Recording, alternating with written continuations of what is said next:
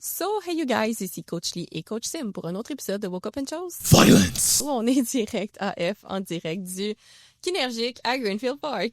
C'est pas encore rentré qu'on est rentré. J'ai toujours envie de dire CSM à Saint-Mathieu-de-Belleuil. Une petite pensée au CSM. Fait que aujourd'hui, une nouvelle invitée qui est notre premier médecin au podcast. Fait que merci beaucoup Mathieu Nadeau-Vallée. Comment ça va? Ça fait plaisir. Comment ça va, toi? Ça va super bien. Yes. Merci, c'est vraiment cool. Ça fait 4 ans bientôt qu'on a commencé ce podcast-là, puis c'est ça fait longtemps qu'on dit que ça serait le fun de... Merci.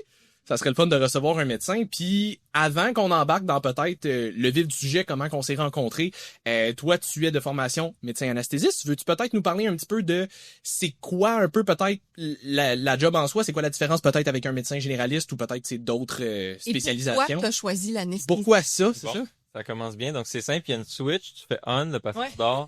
Fait que 5 ans d'université. Ça dans la tête des gens. Oui. Mais en fait, c'est toutes les spécialités de médecine et omnipraticien commencent par le même chemin. Donc, c'est le MD, le diplôme MD. Donc, il y a 5 ans de médecine.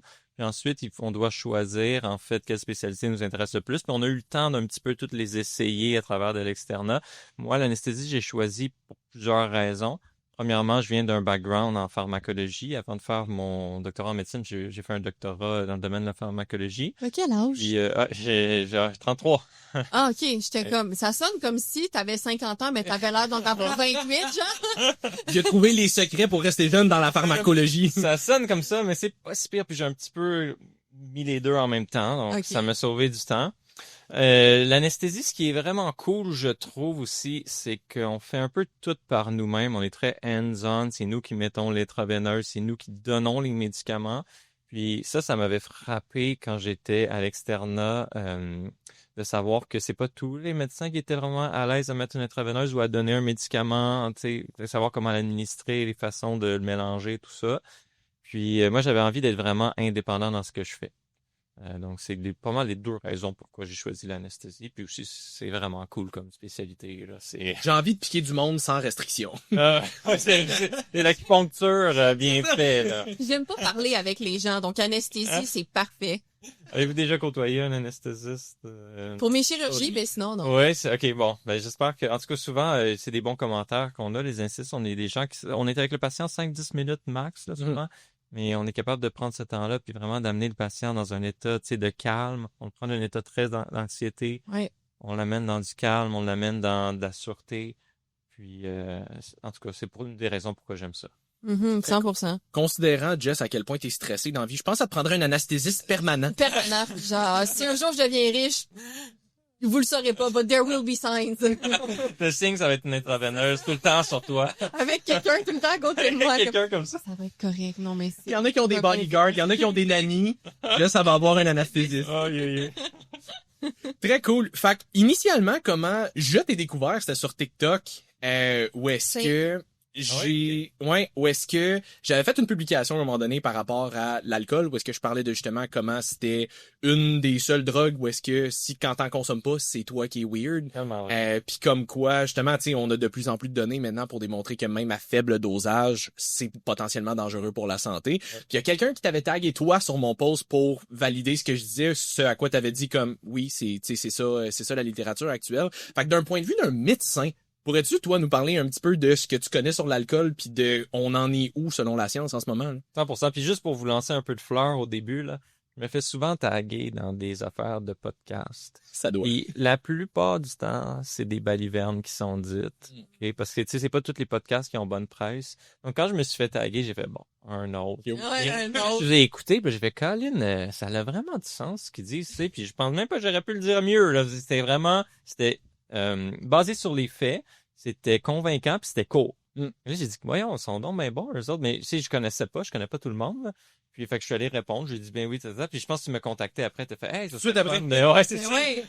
J'étais allé voir ton profil, j'étais comme damn, ok, c'est cool ce qu'il fait, on va essayer de l'inviter au podcast. Nice. Mais finalement, on est sur la même longueur d'onde, on dirait. Exact. 100%. Pour l'alcool, si je te dis ce que moi, je sais puis que je peux dire là-dessus, Ça a beaucoup changé dans les dernières années. Puis si on remonte à l'historique des choses, avant, on disait un petit verre de vin par jour, c'est bon pour la santé. Tu sais, puis on citait les molécules dans le vin. Genre polyphénol, quelque chose de même. Exact, qui peuvent avoir un effet antioxydant, un peu comme les bleuets, tout ça. Puis dans la même époque, il y avait ces livres-là, Aliments contre le cancer, avec manger des fruits pour le cancer, puis tout ça. Donc, c'est comme je sais pas si tu peux utiliser le mot trendy, mais de dire que le vin, c'était bon pour la santé. Puis c'était pas non plus basé sur rien. Il y avait des études épidémiologiques qui montraient qu'il y avait un lien en Europe entre les gens qui boivent un verre de vin par jour et une amélioration du profil de santé.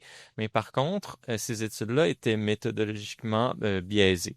Ce qui s'est passé, c'est qu'en Europe, quand tu bois un verre de vin par jour, tu es quelqu'un de très modéré. Hein, on s'entend, la plupart, ils boivent beaucoup parce que le vin coûte moins cher que l'eau et c'est dans leur culture carrément. C'est pas une figure de style. Le vin coûte littéralement moins cher que l'eau. Là. Exact. Je reviens justement d'Italie puis je peux vous le garantir.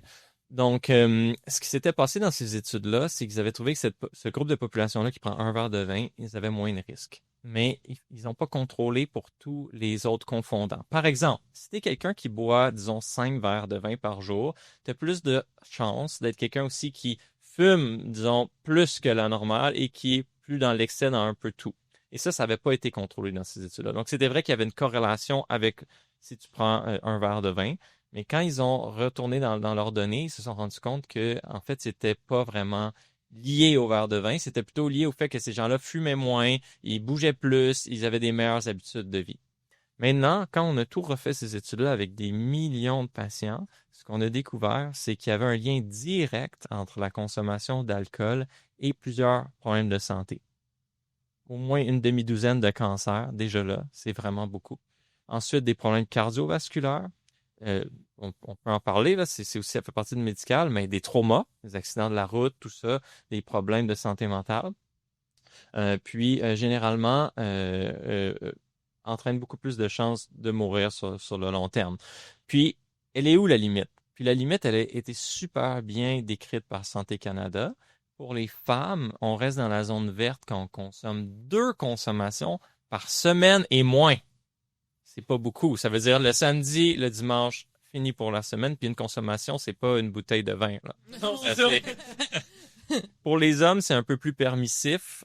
C'est environ 6 consommations par semaine et moins, c'est la zone verte. Mon Dieu, c'est quand même beaucoup. C'est presque 1 par jour que ça demeure. Il n'y a rien de sécuritaire. Hein. Ce qu'on sait sur l'alcool, c'est qu'il n'y a aucune dose qui est connue sécuritaire. Mais Santé Canada décrit des zones vertes, des zones jaunes, des zones rouges. Si vous êtes une femme et que vous prenez 7 consommations par semaine, ça c'est 1 verre de vin par jour, vous êtes dans la zone rouge. Ça augmente par exemple vos risques de cirrhose pour le foie, de perdre votre foie, 2500% de plus. Jesus Christ, ok, c'est intense là. Mais Myriam, on avait parlé. Les maladies cardiovasculaires. Oui. C'est ça. Mais Myriam, ça, on en avait parlé que pour les femmes, c'est pire parce que l'alcool reste un peu dans la masse adipeuse, là, si je me souviens bien. Puis vu qu'on a plus de tissu adipeux que les hommes, on le conserve l'alcool, entre autres, plus longtemps dans notre corps. Donc, c'est comme plus long avant qu'on l'élimine. Donc, on a plus d'effets négatifs que les hommes. C'est possible. Ça, j'avoue, je ne savais pas la raison, mais ça a beaucoup de sens. Ouais, c'est ça. Elle a fait justement le doctorat en nutrition. Fait qu'elle elle a bon, un peu plus là-dedans. J'avais dit qu'elle allait apprendre. Ouais, c'est ça. Mais j'ai l'impression que ça doit être un mélange de ça, puis un mélange que généralement les hommes ont plus de poids aussi, plus de masse musculaire généralement. Fait qu'il y a probablement la différence de poids doit faire qu'ils sont capables d'en tolérer probablement un petit peu plus aussi. C'est possible. Combiné avec ça, ça doit faire en sorte que encore une fois, il n'y a pas de dosage sécuritaire. C'est juste que ça reste que tu peux peut-être t'en permettre juste un petit peu plus sans avoir nécessairement autant de risques. Exact. 2500%, c'est énorme. C'est énorme, là. C'est énorme. C'est sûr que c'est un risque relatif. Oui, Donc, oui. on dit que la cirrhose, je sais pas, moi, il y en a 1 sur 500 personnes. Mais là, tu fais, fois 2500%, ça fait pas qu'il y en a 2500, mais c'est quand même significativement élevé. Puis ce que ça montre aussi, c'est qu'il y a un lien de causalité entre les deux. Plus t'en prends, plus t'augmentes ton risque. Donc, en fait, ce qu'on dit, c'est que c'est neurotoxique. L'alcool, c'est neurotoxique. C'est D'où aussi l'effet le fun. Ou d'où l'effet le fun, exactement. Puis, c'est très dangereux. Très dangereux. Ouais. Ce que je trouve vraiment intéressant de ce que tu dis aussi, c'est que il y a tellement de variables qui doivent être contrôlées pour qu'on soit capable de tirer une conclusion forte que j'ai l'impression que beaucoup de gens ont tendance à oublier ça. Fait que, tu sais, exemple, tu dis, OK, ben, on voyait que les gens qui consommaient, mettons, 1 à 2 consommations versus les gens qui en consommaient 5 avaient nettement des meilleures améliorations, puis on pouvait déduire qu'il y avait au contraire des améliorations sur leur santé. OK, mais là, c'est parce que t'avais pas tenu en compte que, ben, peut-être que ces gens-là bougeaient plus que ceux qui consommaient 5 consommations, peut-être qu'ils fumaient moins, peut-être que, tu sais, il y avait d'autres facteurs en dehors de ça, peut-être qu'il y avait une santé mentale meilleure parce qu'ils consommaient, tu sais, comme, il peut y avoir tellement d'affaires que c'est facile de juste faire, OK, ben, regarde, quand t'en consommes un, t'as des améliorations.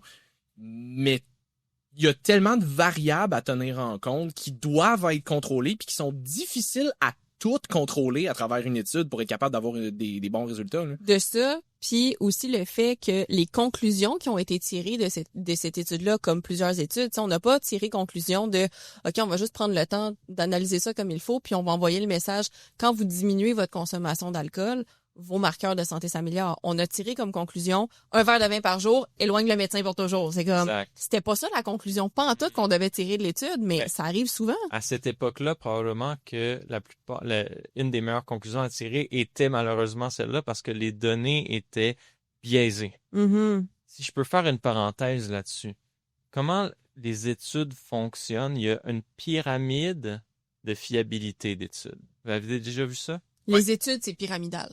En haut, il y a la vente, c'est pyramidal. Je pense que c'était ça le message à retirer, là. Dans le tout haut de la pyramide. Le MLM des études. Le MLM, c'est ça que je vous fais aujourd'hui. Okay. Vous êtes choyés, là. Les études qui sont très fiables, c'est les études cliniques randomisées. Okay? Randomized Control Trials. Ça, c'est difficile à faire. Ça prend beaucoup d'argent. Ça veut dire, disons, je prends vous deux, je vous fais piger dans un chapeau si vous allez avoir le traitement ou non, ou l'exposition ou non. Puis, en théorie, c'est aussi à l'aveugle. Double aveugle. Vous savez pas c'est quoi vous prenez. Ça, c'est des études qui sont très fiables. Malheureusement, on peut pas faire ça pour des choses comme le vin. Hein? Essayez ça de randomiser. Ça vaut un mode de vie pendant 15 ans. Et puis, de dire que c'est pas du vin que tu bois, ça goûte. C'est vraiment difficile. Donc, on peut pas aller là. Par contre, on peut descendre la pyramide, puis là, on tombe dans des études de cohorte. Les études de cohorte, c'est qu'on prend 2 groupes assez homogènes, puis on dit, c'est eux qui prennent 5 verres de vin, c'est eux qui prennent 1 verre de vin. Mais le problème là-dedans, c'est que ça introduit des facteurs de confusion. Si tu as sélectionné des gens pour prendre 5 verres de vin, tu as sélectionné tout plein d'autres affaires sans t'en rendre compte. Puis là, tu sais, probablement qu'on peut tous en nommer, mais si on y va dans les trucs plus loufoques, peut-être que, je sais pas moi, eux autres, ils aiment donner des bonbons à l'Halloween, puis l'autre groupe, ils aiment pas. Ou plein d'affaires qu'on peut sélectionner sans le savoir. Ça, on n'a pas ce problème-là dans les études randomisées parce que, au hasard, toutes ces choses-là qui sont sélectionnables sont distribuées également dans les groupes, si la randomisation s'est bien fait. Donc, il n'y a pas trop cette idée-là de facteur de confusion. Malheureusement, pour les études pour le vin, pour la nutrition, pour le gym, pour tout ça, c'est vraiment difficile à randomiser. Randomise quelqu'un à faire 10 squats à 200 livres, puis l'autre à 10 squats à 100 livres. Il y en a qui ne seront pas capables de faire. Ça ne marche pas. Donc, on n'a pas la même qualité de données. Donc, ça prend beaucoup plus d'années, beaucoup plus de temps, des décennies pour avoir des qualités qui sont, des données qui sont vraiment de qualité. Puis, bien sûr, après une décennie de travaux, on peut vouloir sauter à une conclusion, comme la mauvaise conclusion pour le vin et l'alcool. À ça s'ajoutent aussi les études en laboratoire. Tu sais, la molécule d'alcool, qu'est-ce qu'elle fait quand elle met sur un neurone? Le neurone, il devient tout foqué, puis ses protéines, ils sortent, la membrane, puis là, on comprend, l'alcool est neurotoxique, tu sais. Donc, c'est une combinaison de choses qui nous ont fait arriver à cette conclusion-là. Ouais. L'affaire avec... J'avais écouté le podcast à Layne Norton relativement récemment. Je sais pas si c'est qui, docteur en nutrition aux États-Unis. Puis...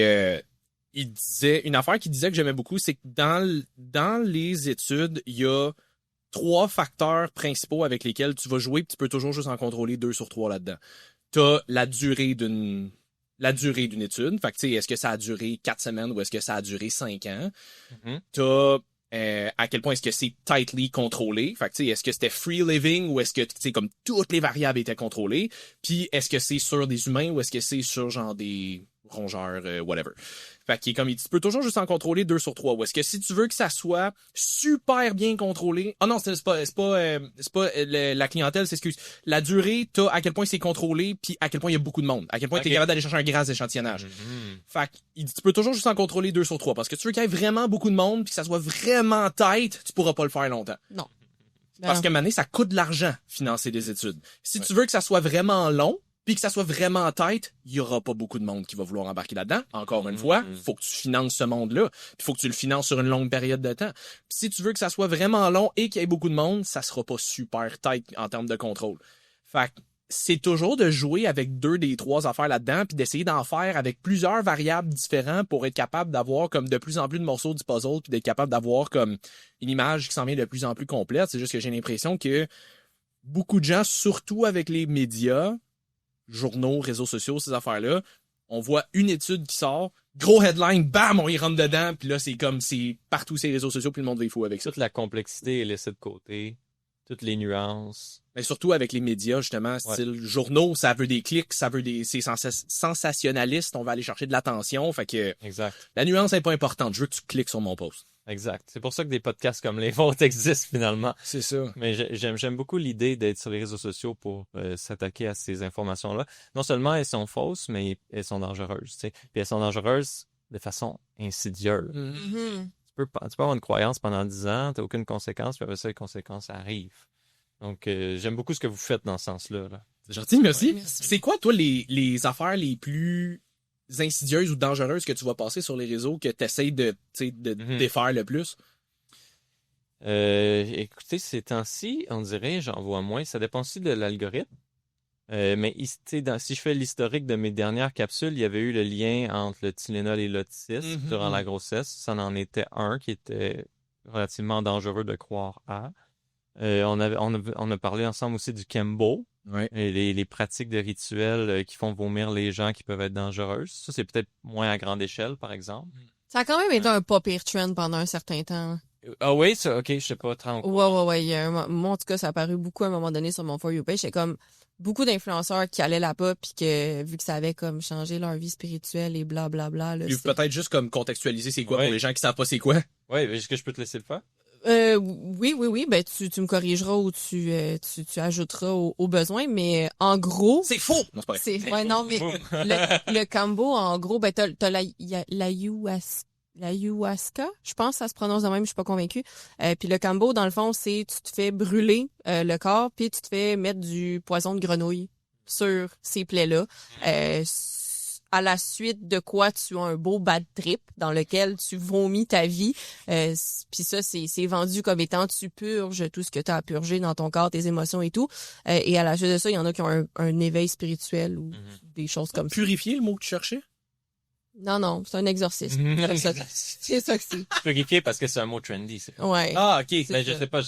Pour ça que... Non, mais je sais pas, moi je suis comme purge, j'imagine juste quelqu'un qui est en tabarnak. Ouais. Ah, Non, comme le film. Ouais, c'est ça. Ben, je sais pas, moi, je me fais mettre du poison de grenouille sur une plaie, je serais probablement en tabarnak. Ouais, mais oublie pas que t'as payé pour. Ouais. C'est un investissement! Moi, tu m'as perdu, il faut que je vomisse dans un bol, là, déjà là. Mais vomissement, c'est un euphémisme. Ouais. Il y a eu des rapports de cas de gens qui se sont rompus l'œsophage. Ouais. Tellement ils ont vomi fort. Ouais. Il y a eu tu t'intoxiques, là, littéralement. Là. Ouais. Mais vomir au point de te rompre l'œsophage, là. Tu passes une belle soirée, là. C'est intense. Puis là, après ça, anatomiquement, si tu te romps l'œsophage, où est-ce qu'il tombe le vomi? Dans ton médiastin autour de ton cœur, tu sais. Fait que t'es comme pas très bien parti pour la nuit, là. Non, c'est ça. Aussi, il y a eu des gros cas de désordre électrolytique sévère. Ben oui. À travers ça, oui, ben oui. C'est ça, tu désates, tu perds tes électrolytes, tu perds ton HCl, tu tombes en désordre métabolique, donc ça peut être très grave aussi. Il y a eu des comas, il y a eu des convulsions, il y a eu toutes sortes de choses très graves, mais ça, les influenceurs qui en font la promotion, bien sûr qu'ils en parlent pas. Puis je pense que c'était un des plus gros problématiques à ce moment-là, c'est que ces influenceurs-là, ils avaient un gros crowd, puis ils étaient très vendeurs, mais ils parlaient pas des dangers. C'est pour ça qu'ils se sont fait très critiquer. Mais moi, je me souviens, quand j'ai fait ma vidéo, les gens taguaient, je me souviens plus quel influenceur, mais quelqu'un qui était très actif là-dedans. Puis la personne, elle a vu, Puis au lieu de dire, je m'excuse, je sais pas, elle me bloquer. Donc ça veut dire qu'il y a un peu une mauvaise intention. Mhm. Si tu te rends compte qu'un médecin te dit que c'est dangereux, puis tu décides de bloquer au lieu de dire aux gens, attention, c'est dangereux, tout ça pour faire l'argent, c'est un peu mal intentionné. C'est pour ça que je suis sur les réseaux sociaux. Une des raisons, c'est qu'il y a des gens qui sont mal intentionnés, qui s'en foutent un peu de votre santé. Tout ce qu'ils veulent, c'est votre argent. 100%. Puis de ce que tu mentionnes aussi, c'est les influenceurs qui ne prennent pas responsabilité pour ça. Tu sais, comme tu dis, c'est juste mal intentionné. Puis malheureusement, souvent, ces influenceurs-là vont avoir un crowd qui est quand même jeune, quand même assez influençable, justement. Puis le fait de ne pas mentionner ce genre de danger-là, puis de faire... Parce qu'on dirait voyons, ils se donnent bonne conscience en se disant, oui, mais moi, j'ai le droit de partager mon expérience et mon expérience, elle était positive. Mhm. Mais le problème, selon moi, avec ça, c'est qu'à partir du moment où tu as une tribune, si tu partages ton expérience, selon moi, tu devrais aussi partager le possible envers de la médaille. Ouais. Tu sais, j'ai déjà mentionné, on avait fait un podcast sur les chirurgies, j'ai déjà eu des chirurgies plastiques. Je conseille à tout le monde qui a les moyens de le faire si ça peut leur faire du bien, mais en même temps, je vais aussi annoncer que ça vient avec des dangers, ça vient avec des risques. C'est pas, ne serait-ce que ton travail, l'anesthésie, c'est quand même un risque pour le corps. T'es pas supposé de passer en dessous du bistouri 2-3 fois par année. Ça peut être très risqué, tu sais. Fait que je pense que lorsque tu as une tribune, oui, c'est correct de partager ton expérience, mais si tu le fais de façon responsable, c'est aussi en partageant le possible envers du décor pour donner à tout le monde l'opportunité de prendre une décision éclairée. Que si tu le sais que ça se peut que tu te rompes l'œsophage, ça se peut que tu te vomisses par en dedans, ça se peut que... Puis t'es quand même down d'y aller parce que t'as vraiment besoin d'un éveil spirituel. You do you, boubou, vas-y, mais au moins tu le feras en pleine connaissance de cause, parce que je serais surprise aussi que les gens qui organisent ces voyages-là promouvoient ça. Peut-être qu'ils vont te faire signer genre une décharge qu'à peu près personne lit quand tu signes une décharge. T'es comme, oui, j'ai accepté les termes et conditions, merci pour la mise à jour Apple, mais comme tu la lis pas réellement, tu sais. Fait que je pense que le danger, il est beaucoup là, puis que c'est pas correct de se donner bonne conscience en disant, oui, mais moi, je partage mon expérience. Pareil pour ce qui, on parlait des suppléments aussi tantôt, des produits miracles, de tout ce qui est véhiculé pour aider, entre guillemets, les gens avec un produit miracle sur les réseaux sociaux. Je suis bien d'accord. Il y a un de mes mentors de réseaux sociaux qui me dit une fois, je pense qu'elle va être d'accord, les réseaux sociaux, c'est le Far West. Ouais. Il n'y a pas de loi. Ouais. Il n'y a pas de loi. C'est vrai, ils ont Ouais. des conséquences. C'est vrai. C'est des conséquences morales, mais il n'y a pas de vraies conséquences. Oui. Je pense que bientôt, il va y avoir des lois, mais je sais pas comment ils vont faire. Bah, Je sais pas comment ils vont faire, mais ça en prendrait. Tu sais, c'est drôle parce que c'est une des choses que j'avais déjà mentionné aussi, où est-ce que, exemple, je fais un Q&A sur mon Instagram à tous les mercredis. Puis cette semaine, je me suis fait poser en question, ça a l'air de quoi une journée type pour toi de ce que tu manges dans ta journée? Bon, c'est relativement banal, là. Tu sais, des vidéos de what I eat in a day sur les réseaux sociaux, il y en a des millions. Ouais. Puis j'avais répondu en disant, tu sais, je comprends que t'es probablement soit juste curieux de voir qu'est-ce que je mange dans ma journée, ou que peut-être tu cherches un peu de l'inspiration parce que toi t'es tanné de manger tout le temps les mêmes affaires. Mais je dis, il y a une raison pour laquelle je fais pas ce genre de contenu-là, c'est parce que moi je pense à la personne qui va le prendre hors contexte, qui va l'appliquer, puis qui va se dire, pour moi ça va être bon, puis finalement ça va peut-être pour cette personne-là, pour une raison X, avoir un effet négatif. Je suis comme, on s'entend, là, je parle juste de ce que je mange dans ma journée, là.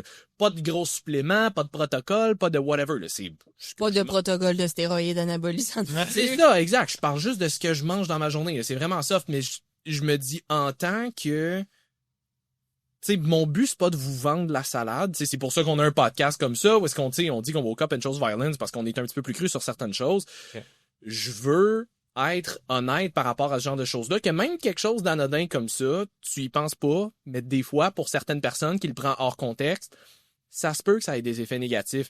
Mais comme tu dis, j'ai l'impression que les créateurs de contenu, souvent, ils essayent tellement de s'en laver les mains puis de se déresponsabiliser par rapport à ça que c'est comme, mais j'ai juste donné mon opinion, je fais juste parler de mon expérience personnelle, je comprends puis t'as pas nécessairement tort, sauf que la personne qui te suit puis qui t'a tatoué sur le cœur parce que si toi t'es mon bon chumé, elle sait pas ça, puis elle a juste envie d'être comme toi, puis elle va le prendre hors contexte, elle va l'essayer, puis ça va peut-être causer du tort. Est-ce que tu as été souvent confronté sur les réseaux sociaux aux gens qui avaient des biais complètement émotifs à ce que tu disais, puis comme qui t'ostinaient avec aucun argument, juste parce que?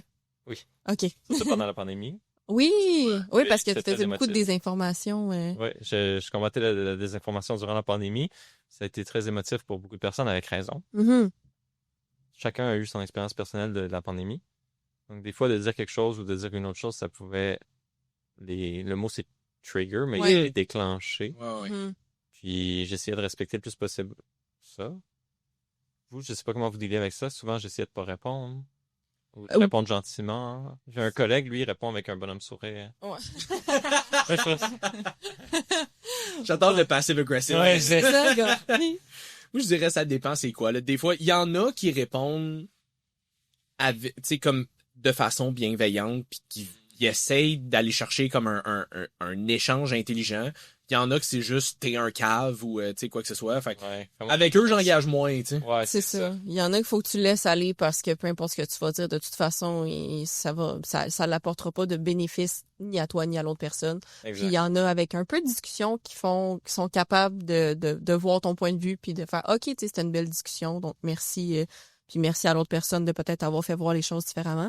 Mais sinon, bloqué. Bloqué. Mais des fois, ils se refont des comptes. J'ai déjà eu une personne, il me parlait, je le bloquais, il se faisait un compte, il en parlait, il se faisait un compte, puis c'est rendu du harcèlement, il s'est fait comme 10. You've got a step. Oui. Non. Il était toujours... ben, il m'a fait peur un peu, mais ça a juste duré 24 heures. Ah. Mais ma façon de dealer avec ça, ben, je me disais, c'est des gens qui veulent garder leur droit de te parler. Donc, je faisais des lives sur TikTok. Là, n'importe qui pouvait rejoindre puis me parler d'en face. C'est jamais arrivé. Le monde dit, t'es calme, nanana. Un live. OK, allez-y, venez me voir, on va se parler. Personne. Personne. Ceux qui, c'est déjà arrivé quelqu'un, il me demandait de venir, donc j'ai accepté. Puis très respectueusement, il me dit, mais moi, je suis pas d'accord avec toi, parce que non, mais c'est ça. Tu sais, c'était tes câbles, puis là, quand il me parle, c'est, mais tu sais, peux-tu m'expliquer? OK, je comprends. OK. Donc, je crois que sur les réseaux sociaux, tout est amplifié. Tu te fais traiter de cave, mais finalement, tu rencontres la personne, puis peut-être qu'il va faire, hey, je l'ai vu sur TikTok, allô, c'est comme une vedette, non. Puis finalement, il t'aime bien. C'est comme un peu un rôle que les gens jouent sur les réseaux sociaux. Donc, j'espère que ça vous atteint pas. Moi, ça m'a déjà atteint. Aujourd'hui, je crois que ça m'atteint plus parce que j'ai compris plusieurs choses par rapport à ça. Les gens, c'est pas personnel. C'est vraiment que vous avez allumé une flamme avec votre vidéo. Probablement que si vous avez semé une graine, puis que dans 1 an, ils vont avoir changé peut-être leur opinion sur, disons, là, on parlait de l'alcool. Ils se rappelleront plus que c'est à cause qu'ils vous ont entendu. Mais ils avaient joué un rôle là-dedans. Puis au début, ils vous ont traité de cave. Puis 6 mois plus tard, ils ont vu une vidéo, puis ils ont dit, expliquez-moi ça. Puis 1 an plus tard, là, ils ont arrêté l'alcool. Parce que c'est un cheminement. Ouais. 100%. Ouais, j'ai l'impression que c'est quelque chose qui revient beaucoup. Mais tu sais, on s'entend avec les réseaux sociaux aussi. La plupart du temps, ceux qui vont comme exploser dans ta face, c'est user 2, 3, 6, 8, 12, puis avec aucune photo. Mais je me demande s'il n'y a pas des robots, d'ailleurs. Il doit en avoir, honnêtement. Sûrement. Il doit en avoir. Mais c'est le bout, c'est difficile avec les réseaux sociaux. Puis justement, tu sais, je pense en tant que créateur de contenu, il faut qu'on essaie de se détacher de ça un peu parce que ça peut... Tu sais, si quelqu'un venait faire ça dans ta face... Ouais. Ça pourrait être un petit peu plus saisissant. Ces réseaux sociaux, maintenant, c'est juste, ça arrive tellement. Surtout, j'ai l'impression avec TikTok. Moi, ça m'arrive plus avec TikTok qu'avec Instagram. Là. Mais j'ai l'impression que maintenant, c'est juste, justement, tu deviens habitué pis t'es comme, bon, un autre troll pis c'est ça. C'est pas grave. Ça arrive plus avec TikTok. Ouais. Je sais pas pourquoi. TikTok, c'est vraiment particulièrement le Far West. C'est vraiment le Far West, là. Instagram, d'habitude, c'est beaucoup plus, il y en a un de temps en temps, mais c'est assez rare puis il se tue tout seul, là, Parce que les gens sont en leur nom. Non, mais ça revient pas. Ouais, c'est ça. C'est ça, là, ouais, mais il y en a des faux comptes aussi, mais c'est moins populaire, je te dirais, sur Instagram que, puis même, YouTube, il doit en avoir une couple, mais je suis pas vraiment là-dessus. Avec une TikTok, c'est le pire. C'est vraiment le pire. Je peux vous conter une petite histoire? Oui. Parce que tu viens de me faire allumer avec YouTube. Je suis un gars qui s'appelle Davy504 sur YouTube. C'est un joueur de bass. Ça vous dit quelque chose? Il est vraiment drôle. Oui. Ouais. Il est italien. Oui, ouais. excuse. Il est drôle. Il est bronzé. Oui. Il est bronzé. C'est vraiment humoristique, mais en même temps, il est super bon bassiste. Puis le gars, il fait des vidéos inoffensives. Ouais. Jamais j'aurais cru. Ça doit faire 10 ans qu'il fait ça. Il a comme 20 millions d'abonnés. Il est vraiment gros. Ouais. Jamais j'aurais cru qu'il pouvait avoir des haters. S'il y a quelqu'un que j'aurais cru qu'il aurait jamais pu avoir des haters, c'est bien lui, là. Vraiment gentil, vraiment drôle. Puis il a fait une vidéo à un moment donné, puis il pleurait. Il a dit ça va être un vrai vidéo, puis il dit je vis de l'intimidation. Puis là, il montre les commentaires, tu sais. Puis ça, c'est des commentaires qu'on voit pas, parce que nous, quand on voit des commentaires, on check les 3 premiers, ils sont positifs. Ouais, on va pas jusque dans le fond, là. Mais lui, peut-être qu'à chaque fois, il va jusque dans le fond, il se fait insulter. Puis là, il était à bout, il voulait tout lâcher parce qu'il vivait de l'intimidation. Puis il se sentait isolé. Il sentait que son travail n'était pas apprécié. Puis en tout cas, ça m'a marqué parce que je me suis dit, si quelqu'un devrait sais, vraiment loin d'un sujet qui est tabou ou qui peut faire réagir les gens, c'est bien lui, là, Davey 504. Ouais. Il fait des vidéos de bass, là. C'est de la musique. Wouhou! Et boum, boum, boum, puis il fait des jokes. C'est ça. Mais un que moi, celui qui m'avait marqué, puis c'est au Québec, c'est le Fit Cook. Jay, le Fit Cook, lui aussi, et puis j'ai vu, mettons, je voyais des gens hater justement sur TikTok, sur ses vidéos, puis j'étais comme, comment tu peux... Il fait de la cuisine, hein? Il fait de la cuisine santé, puis genre, le gars, il est full drôle, il est souriant, il est bubbly, il est comme... OK, mais si ce gars-là, puis on l'avait reçu à notre podcast quelques fois, puis une phrase qu'il m'avait dit, justement, c'était dans notre première année de podcast, qui m'avait marqué, qui m'avait aidé avec TikTok, c'est « Regarder tes commentaires TikTok, c'est pas un money move. » Comme lui, tu sais, veut pas, son contenu, c'est pour vendre ses livres, vendre ses produits dérivés, etc. Ouais. Fait qu'il dit « Moi, je regarde pas ça, parce que regarder les commentaires TikTok, c'est pas un money move. Tu perds ton temps à regarder ça, tu te fais du mal pour rien, puis ça t'apporte rien en bout de ligne. » Fait publie la vidéo, engage des gens pour publier tes vidéos, puis laisse ça là, comme touche pas à ces commentaires-là, on s'en fout, continue à faire. Fait que lui, il vit dans sa petite bulle de, tu sais, je le sais qu'il y en a, mais je les vois pas, puis ils existent pas, puis comme ça lui permet de continuer. Puis j'étais comme, c'est vrai, regarder tes commentaires TikTok, c'est juste pas un money move, comme ça te sert absolument à rien. Puis j'étais comme si Jérémy, il se fait hate sur les réseaux sociaux avec ce qu'il fait. Comme, où s'en va le monde? Je peux pas croire. Je me souviens, j'avais vu une entrevue à un moment donné de Ronnie Radke, chanteur de Falling Universe. Ouais, je le connais. Ouais. Oui! Il avait fait, je l'aime, lui. Il parlait... parlait... il se fait hate, mais... Oui, mais il y a des controverses. Là, ouais. Mais il a pas lui... genre tué quelqu'un? Non. Il est allé en prison. Il est allé en prison, mais c'est parce qu'il était comme... Impliqué. Il était sur le lieu pendant qu'un gars qu'il connaissait a tué quelqu'un. Bref, il a comme été complice, complice-ish là. Bref, tout ça pour dire que il était à un podcast à un moment donné puis il parlait de ça, tu sais, comme à quel point les réseaux sociaux c'était beaucoup de hate comme gratuit, puis il dit, pour te donner une idée à quel point c'est du hate gratuit, il dit à un moment donné, j'étais allé sur une vidéo YouTube que c'est juste comme, tu sais, un bruit de fond genre de vent, doux, très doux, juste un petit bruit de vent, tout relax. Il dit, il y avait du monde qui avait downvote cette vidéo-là, il est comme, qui downvote le vent? Qui arrive sur une vidéo de vent pis qui est genre, j'haïs ça! J'haïs ça, tiens, toi. Comme, il dit, c'est aussi niaiseux que ça. Fait que, tu sais, comme, les gens sont juste, on avait parlé avec Félix Daigle aussi, on a souvent l'impression que c'est, tu sais, quelqu'un de genre perdu dans son salon qui est comme, un peu hobo pis en tabarnak après le monde pis sur le BS qui est comme tout sale pis il est comme asti que jaillit le monde, mais il est comme, il dit, il y a du monde bien normal qui font ça, là. Il dit, c'était comme le chum d'une de mes amies qui faisait ça parce qu'il se trouvait donc drôle de laisser des commentaires weird. Ah, mais il y a bien des Nancy puis des Ginette aussi, là, qui collent dans leur profil quand ils en ont un, c'est des bébés chats comme photo de couverture, puis j'aime donc bien mes petits-enfants dans leur publication Facebook, puis c'est genre, t'es une grosse crise de LED dans les commentaires, t'es genre. Ouais. Puis des messieurs aussi. Ouais. J'ai vu ça, ouais.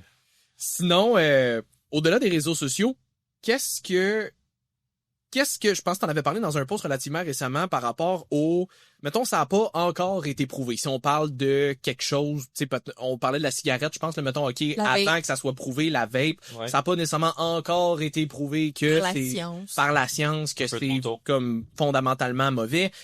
Qu'est-ce que tu penses de ça? Ça a pas encore été prouvé. À quel point est-ce qu'on peut faire des extrapolations avec certitude par rapport à ça? Parce que la ligne est mince entre ça l'a pas encore été prouvé. Mais, mettons, par le passé, on va comparer à la cigarette, on peut voir où est-ce que ça s'en va versus, on en parlait tantôt, mais la désinformation avec les études scientifiques, avec les études pyramidales, de exemple, quelqu'un qui veut sortir un supplément qui finance ses propres études ou que les études sont boboches là-dessus. Comment les gens peuvent se retrouver entre ça, c'est scientifiquement prouvé, mais c'est pas tant bon, puis ça l'est pas encore, mais on le sait que ça sera vraiment pas bon. C'est vraiment difficile. Oui. Moi, j'ai bien vu des gens qui étaient formés en sciences se faire avoir par certaines de ces choses-là. Là. C'est vraiment difficile. Mon conseil que je donne tout le temps, c'est pas le meilleur, mais c'est lui que je donne, c'est juste fiez-vous aux experts. Mais je comprends qu'il y a beaucoup de failles là-dedans. En fait, le vrai conseil, c'est fiez-vous au consensus. Si le médecin dans sa clinique prescrit des super patchs, peut-être que tu peux commencer à y croire, tu sais. Mais si aucun médecin n'a jamais prescrit ça de sa vie, mais que c'est vendu comme étant miraculeux pour tout traiter les problèmes de santé au monde, peut-être un problème là-dedans. Là. Le consensus scientifique est pas pour les super patchs. Ou on parlait aussi, disons, de la vape. La vape, c'était initialement un outil pour arrêter de fumer. C'est-à-dire de passer de quelque chose de vraiment mauvais à peut-être quelque chose de moins mauvais à peut-être rien. Mais là, ce qui s'est passé, c'est le contraire. On est passé de rien à la vape, puis là, les jeunes commencent la vape parce qu'il y a des saveurs, puis c'est cool. Mais après ça, ils s'en vont vers la cigarette. Ouais, c'est beaucoup le... Non, mais la vape, je comprends, ça sent bon, ça goûte bon, c'est funky, c'est le fun, mais la cigarette... C'est par palier, hein. C'est toi, t'en es où mentalement? Est-ce que t'es prêt à être là-bas? Est-ce que moi, je suis un fumeur? Non. Moi, mais je suis un vapoteur. Donc, mais fumer, c'est pas tant différent. OK, je vais l'accepter ta cigarette. Tu sais, c'est comme, pas moralement, mais la façon que toi, tu perçois ta personne à toi, ça peut changer si tu te mets à être un vapoteur, mais peut-être que inconsciemment, tu te mets à être un fumeur. Mais ouais, tout ça pour dire, il n'y en a pas de secret magique. Je pense que le travail que vous faites, que je fais sur les réseaux sociaux, aide à ça, justement, à démystifier les choses qui sont plus difficiles à démystifier. Par exemple, les super patchs, il y en avait des études, là, la compagnie en avait sorti une ou deux, là, ça tenait sur une page, griffonné sur un coin de page, mais c'était des études, c'était publié dans des journaux, mais ça valait pas grand-chose. Puis il y en a eu, tu sais, durant la pandémie, il y en a eu des études boboches, et il y en aura toujours, il y en a encore. Il y en a eu beaucoup, beaucoup durant la pandémie. Parce qu'il n'y avait plus de comité de révision par les pairs ou presque pas, parce que les scientifiques n'avaient pas le temps de réviser des papiers, pareil qu'ils en écrivent. Ouais. Donc, il y a eu tout plein de papiers boboches qui sont sortis. Donc, en tout cas, ça m'a pris beaucoup de temps à tout démystifier ça. Mais il y en aura toujours des articles scientifiques boboches dans Journal of Independent Alchemy ou, tu sais. Non, mais c'est parce que ils ont des noms bizarres, ces journaux-là, mais c'est des journaux. Puis les journaux, pour les gens qui connaissent pas les journaux, comment ça fonctionne, les journaux scientifiques? Parce que, mettons, nous, notre grosse référence, c'est genre PubMed. Ouais, c'est bon. C'est très bon. PubMed, mais malheureusement, sur PubMed, il y a certains journaux qui sont indexés sur PubMed qui sont pas top non plus. OK, c'est ça. Mais il y en a moins, ils sont filtrés.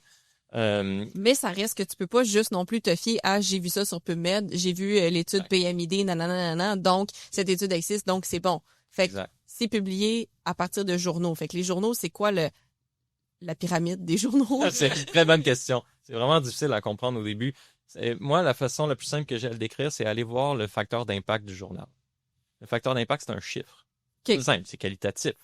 1, c'est pas bon. Okay. 50, c'est New England Journal of Medicine. C'est vraiment bon. Le facteur d'impact, ça mesure combien de fois a été cité chacun des articles qui a été publié dans ce journal-là, je pense, dans les derniers 3 ans. Donc, si tu as 50, ça veut dire que les articles ont été cités 50 fois par d'autres scientifiques dans les 3 ans, puis chacun individuellement en tant que groupe, c'est beaucoup. Mais si tu as un facteur d'impact de 0,5, ça veut dire que personne ne cite ça. Ça intéresse personne, ce journal-là. Donc, ça, c'est quantitativement, c'est une des façons. Puis là, comme tout au monde, il y a tout le temps des failles.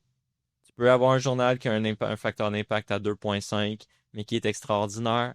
C'est juste qu'il publie des choses qui intéressent moins les gens parce que c'est trop niché.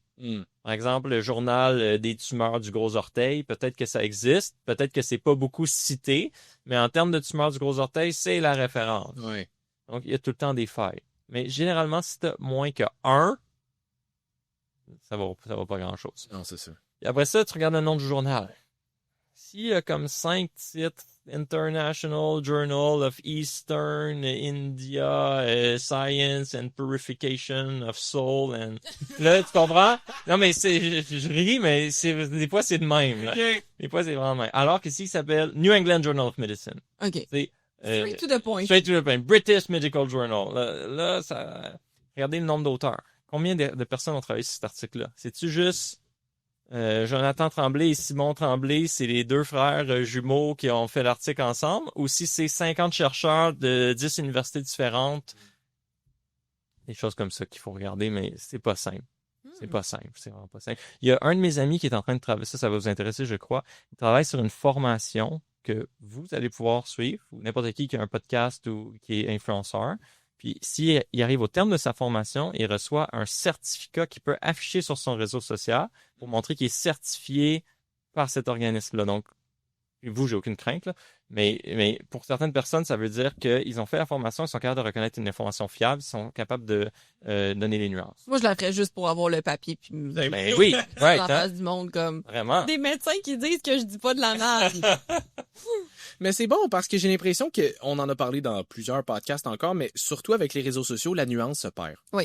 Ouais, on est beaucoup, encore une fois, dans le sensationnalisme. On veut aller chercher quelque chose d'accrocheur, ou parce qu'on sait que l'attention sur les réseaux sociaux est pas super longue, ben on dit comme juste ce qui est condensé, le gros de l'information, mais il y a bien de la viande à mettre autour de l'os qu'on oublie. Que je trouve que ça devient difficile. J'ai l'impression que, tu sais, mettons, nous autres, on va le voir à travers des fausses croyances que les gens vont avoir par rapport à la perte de gras, la prise de masse musculaire, paquet d'habitudes de vie. Mais j'ai l'impression que vous autres, dans le médical, ça doit être encore pire. Parce que nous autres, c'est plus rare que ça met leur vie en danger.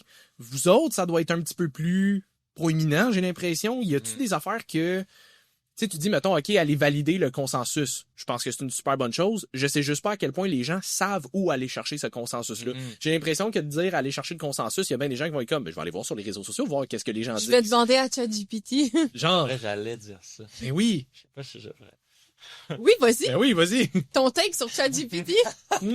ChatGPT, c'est pas si mauvais que ça, là. Non, non, C'est vraiment bon. Ouais. C'est vraiment hot. Pour quelqu'un qui a pas beaucoup de ressources, là, qui sait pas où trouver son information, qui a pas accès à des gens, ou des fois, il y a des gens qui ont même de la misère à écrire un message, tu sais, s'y prendre pour ça. ChatGPT, c'est quasiment de l'or, là. Mhm. Je lui demande quel est le consensus médical sur nanana.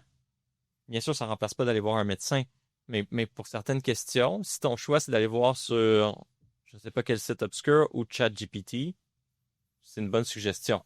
ChatGPT. Bon, on avait fait un test, nous, pour voir s'ils pouvaient nous remplacer pour faire des plans d'entraînement puis nutrition et tout. Ouais. Puis honnêtement, il est sa coche. Là. Ouais, on Il est avait vraiment fait, hot. Tu l'as personnalisé à des patients? Ben, un peu, là, mais... Ben, c'est ça. On voulait en faire un plus poussé. On en a fait un plus de base où est-ce qu'on faisait comme, on a sorti, je pense, les 10 mythes les plus populaires qu'on a trouvés par rapport à entraînement, alimentation, C'est tout ça. ça, puis voir comment qu'il nuançait, comme réponse. mettons. OK. Non seulement il corrigeait bien le tir, mais il apportait quand même de la nuance Ouais. aussi. C'était pas juste comme non, ça c'est pas bon, ça c'est la réponse. Ouais. Fait qu'on était quand même Il mettait impressionné. du contexte. C'est vraiment hot. C'est hot, hein? Il est vraiment Ouais. hot. Puis il s'en vient encore meilleur. Ouais. Là, c'était la vraiment version cool. de base. J'ai fait le saut, parenthèse, là, mais Ouais. cette semaine, j'avais posé une question, puis il m'a répondu. No offense, mais tu fais le saut souvent. Oui, mais... Qu'est-ce qu'il a vraiment dit? C'est intéressant. Mais j'ai écrit une question, puis dans les derniers temps de ChatGPT, il était comme overly gentil. C'est comme, ah, mais oui, merci pour ta question, excellente question. Donc, pour t'apprendre comment cacher un cadavre et le démembrer en dedans, tu comprends? Comme, peu importe c'était quoi ta question, il était vraiment comme, voici Il était des bons gentil. points, mais non. Puis là, j'ai posé une question, c'est comme pour un film. Puis il m'a répondu vraiment sec. Là, j'ai dit, chat, est-ce que ça va? Qu'est-ce qu'il a dit pour le faire? Il était comme, oui, mais j'ai reçu une mise à jour pour que je réponde de façon plus concise à mes messages puis que j'enlève tout le flafla Ouais. qui était pas nécessaire dans mes réponses, tu sais. Oui. Et j'étais comme, OK. Merci. Parce que j'avais dit merci puis il avait juste répondu de rien avec un point. J'étais comme, mais là, La vie vit un deuil de sa relation Hey, ça, amicale t'es avec drôle. Chat. j'étais comme, tu peux pas avoir plus basic white Aïe, bitch aïe. puis anxiety que comme, mon chat, il me répond bête. Mais bref, il avait fait une mise à jour parce que, justement, à un moment donné, il y avait eu beaucoup d'articles comme quoi c'était problématique à quel point les gens s'attachaient à ChatGPT parce qu'il était trop agreeable avec les gens. Ouais. Il était trop, peu importe ce que tu lui demandais, c'était tout le temps comme enveloppé dans de la soie puis du beau papier puis de la ouate. Fait que les gens, ils aimaient ça, communiquer avec lui. Fait qu'ils l'ont ramené un peu plus. Mais là, cette semaine, il est mieux, là. Il tente les deux. Il a trouvé l'entre-deux, c'est ça. C'est ça, là. J'étais comme, mais moi, j'aimerais ça que tu sois un petit peu plus chaleureux, là. Comme, je comprends, il faut que tu sois efficace, mais là. Il est vraiment amical, ChatGPT. Ouais. Ouais, je suis bien d'accord. Ouais. Fait que, mais bref, très bon outil, effectivement. Mais Ouais. médical aussi, tu trouves que c'est un bon outil quand même pour poser des questions. Ouais, c'est sûr que, tu sais, médical également, je vais jamais dire que ça remplace un médecin, Non. mais c'est bien meilleur que n'importe quoi qu'il y avait avant pour demander à Dr. Google. Mhm. C'est Dr. Google, ai-je le cancer? Puis là, il te Oui. sortait, nanana. Va Mais mourir. Chat, lui, ce qu'il va faire, c'est qu'il va te personnaliser, puis il va donner les nuances, puis il va finir par dire, va voir un médecin. Ouais. Si, mais il va même dire, va voir un médecin si, Puis il va donner des symptômes clés, là. Très cool. Puis par rapport à la médecine en général, on s'entend qu'il y a un paquet de... J'ai juste field. Il y a un paquet de champs d'expertise différents.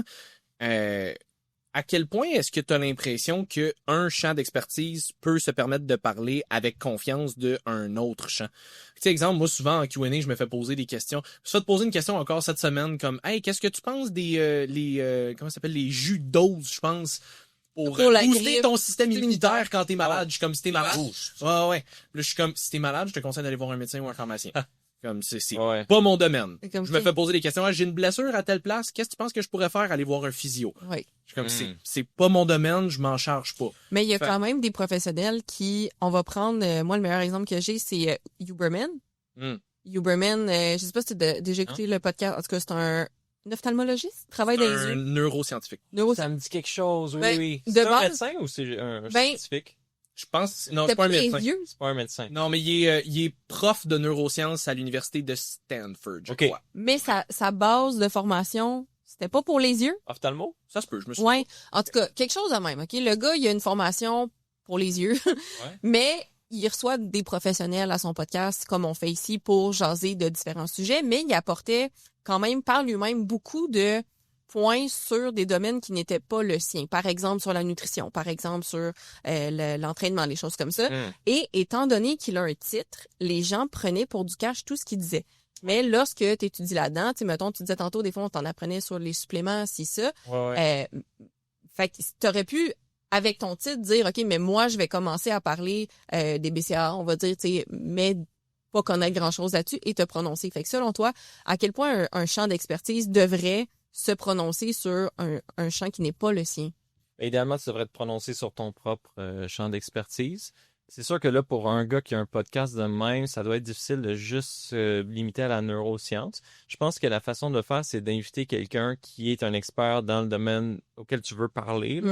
Mais là, s'il se met à parler, disons, il invite, je sais pas moi, un cardiologue, puis là, lui est là, il est en neuro, puis là, il se met à parler de je sais pas. Du cancer du gros orteil. Cancer du gros orteil. Parfait, excellent. Là, je commence à y voir une problématique parce qu'effectivement, les gens vont peut-être pas faire la nuance. Ah, mais lui, il s'y connaît pas, il traite pas des patients qui ont le cancer du gros orteil.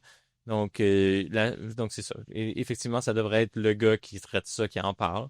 Je crois que c'est pas toujours facile à faire parce que si lui anime un podcast, à un moment donné, il doit se mouiller un peu dans les autres domaines. Mais la façon de faire, c'est peut-être juste de soulever. Ah ben, regardez, moi, je suis pas formé là-dedans. Là, je me prononce, mais je suis pas trop sûr. T'sais. C'est comme ça que je le verrais. Ouais. J'ai l'impression que ce qui arrive souvent aussi, c'est que c'est un domaine qui est proche. Fait que les gens ont l'impression qu'ils peuvent en parler. Tu sais, mettons, exemple, nous autres, on s'entend qu'on se spécialise dans tout ce qui est entraînement, nutrition, habitude de vie. C'est surtout avec ça qu'on travaille. On est loin d'être psychologue, mais on a des discussions avec nos clients, pareil, par rapport à leur gestion de stress, leurs habitudes de vie, ce qui se passe dans leur vie, tu sais. Fait que j'ai l'impression que, tu sais, encore une fois, on l'a mentionné souvent dans notre podcast, nous ne sommes pas psychologues. Fait que comme, allez voir quelqu'un si jamais vous avez des sérieux problèmes, mais c'est plus...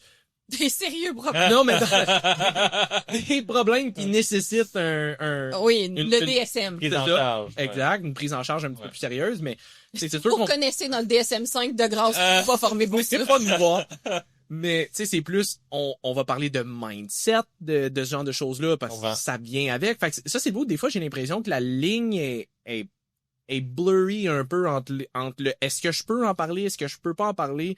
J'ai l'impression que des fois c'est un petit peu plus difficile. C'est juste que, tu sais, mettons des affaires qui pourraient potentiellement avoir un impact plus négatif, plus grave, comme, en tout cas, du moins moi, je touche pas à ça.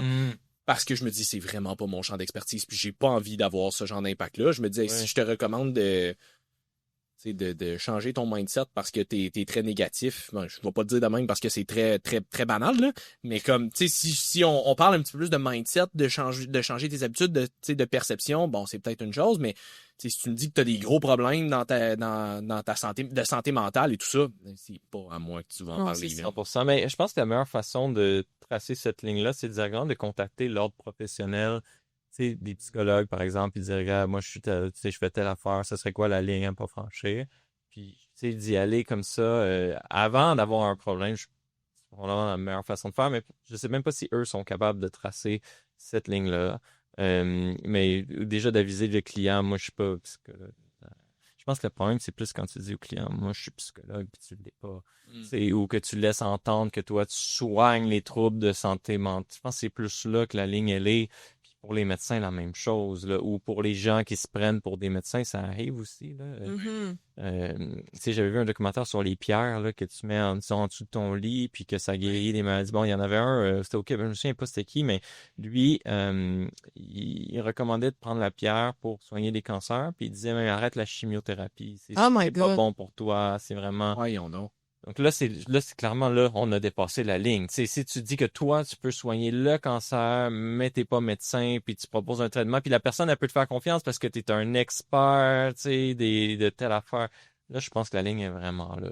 Je me souviens, on avait une amie pharmacienne qu'on avait reçue à notre podcast à un moment donné qui nous avait mentionné que il y avait un patient qui venait à sa pharmacie il devait prendre une médication pour je me souviens plus quelle condition médicale. Ouais. Puis cette personne-là avait consulté un naturopathe qui lui avait dit t'as pas besoin de prendre cette médication-là, essaye ça à la place, puis le gars s'était remboursé à l'hôpital après, tu sais. Ouais, mais Ça, là, c'est ça va le- revenir d'en face du naturopathe. Ben, c'est ça. C'est ça. Mais là, ça, la conclusion de cette histoire-là, je la connais pas, mais ça, c'est le bout où, tu sais, lui, peut probablement faire comme, tu sais, c'était juste une recommandation, je l'ai jamais obligé ou quoi que ce soit. Fait que, tu sais, on revient encore à, tu sais, la prise de responsabilité qu'on parlait tantôt de, C'est vrai. il y a beaucoup de gens, puis ça, je le vois beaucoup avec les réseaux sociaux, malheureusement, auprès des coachs, plus ceux qui sont comme le die-hard bodybuilding, j'ai l'impression qu'ils vont se permettre de jouer sur, comme, d'autres affaires, puis encore une fois, c'est pas une généralisation, mais c'est dans ce contexte-là que je le vois plus.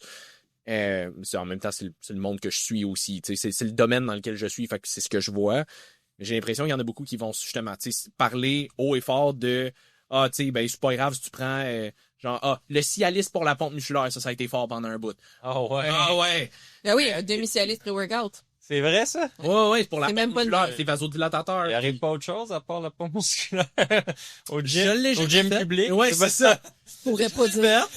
Mais, tu sais, ce genre de choses-là, où est-ce que, tu sais, on en avait parlé justement avec notre amie pharmacienne qui était comme, tu sais, si tu viens avec de la gangrène, de la nécrose avec ça, Ça peut arriver. ça peut être néfaste. Ça Mais peut arriver, il y a eu des cas de ça. Tu peux perdre ton pénis si tu prends du Cialis constamment. Ouais. Ouais. comme ça, Le Priapis. Le Priapis. ouais, c'est ça.